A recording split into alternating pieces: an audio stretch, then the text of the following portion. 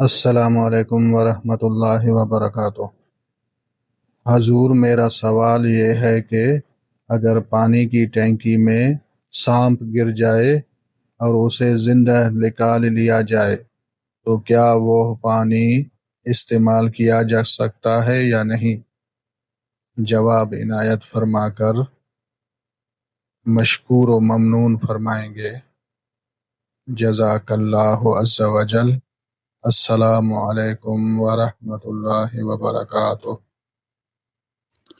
السلام علیکم ورحمۃ اللہ۔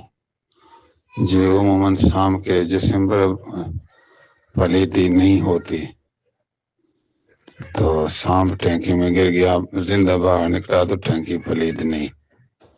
لوگوں کو ایسے طرح شک ہوتا ہے، گھبراہٹ ہوتی ہے، تو پھر آپ اس سے 10 ڈول بار پھینک دیں۔ پانی لازم نہیں، پانی پاک ہے شرن، باقی احتیاط اور سکون کے لیے اگر کچھ ڈول 5-10 ڈول باہر ہم پھینک دیں تو احتیاط ہو جائے گا۔ السلام علیکم۔